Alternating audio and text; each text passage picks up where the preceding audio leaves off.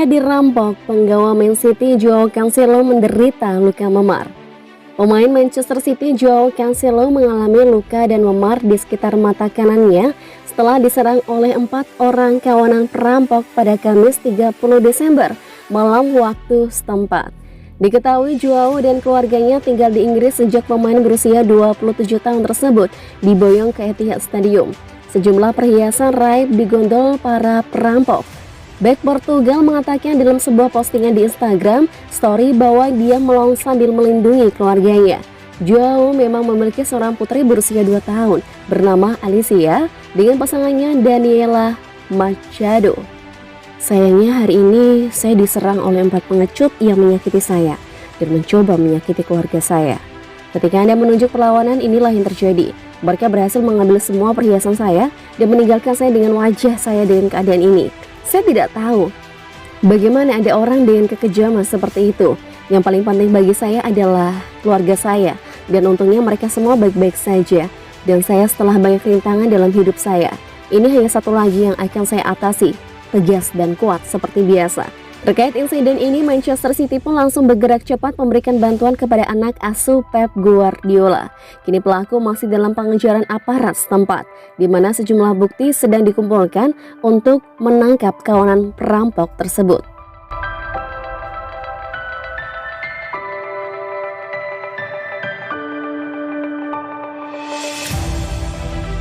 Termasuk Ferran Torres, ini 5 penjualan termahal Manchester City.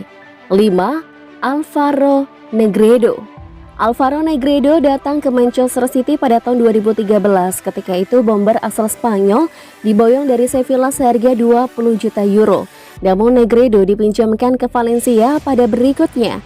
Dia akhirnya dilepas secara permanen ke Mestalla pada musim panas 2015 dengan biaya 28 juta euro.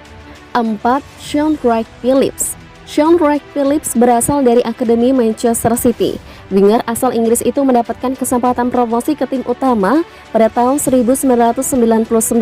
Performa apik Wright-Phillips di Etihad Stadium lantas membuatnya diboyong Chelsea pada tahun 2005. Dia dilepas ke Stamford Bridge seharga 31,5 juta euro. 3. Danilo. Manchester City merekrut Danilo dari Real Madrid pada tahun 2017. Pemain asal Brazil tersebut harus bersaing dengan Kyle Walker di posisi bek kanan.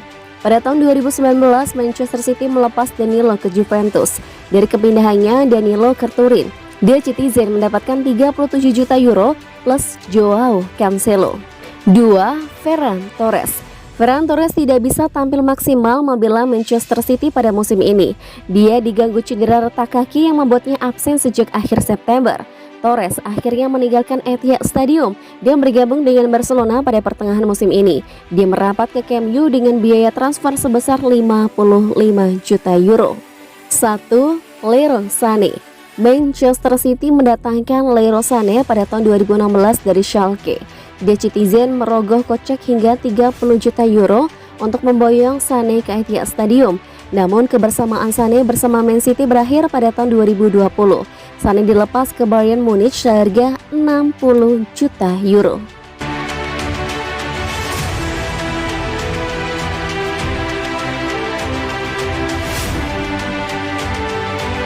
Kalau Man City sikat Arsenal dan Chelsea, selesai sudah.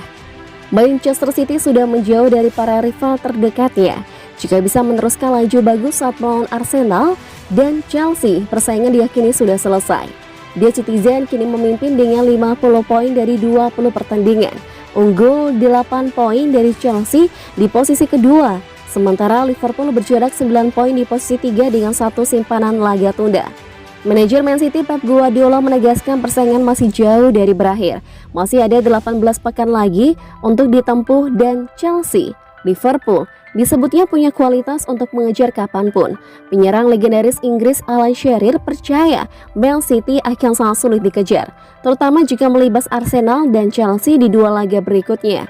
Itu akan mengkonfirmasi ketangguhan Kevin De Bruyne dan kawan-kawan.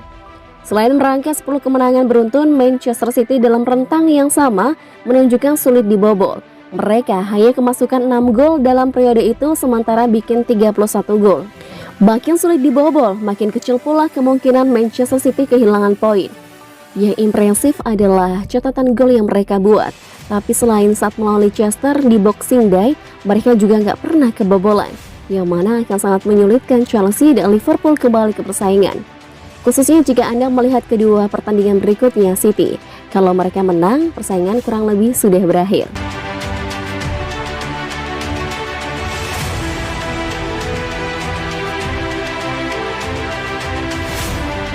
Bahagianya Phil Foden usai Man City tutup tahun 2021 dengan kemenangan. Gelandang Manchester City Phil Foden memberikan komentar terkait kemenangan yang diraih oleh The Citizen saat tandang ke markas Brentford. Foden mengaku bahagia lantaran kemenangan tersebut sangat penting bagi timnya.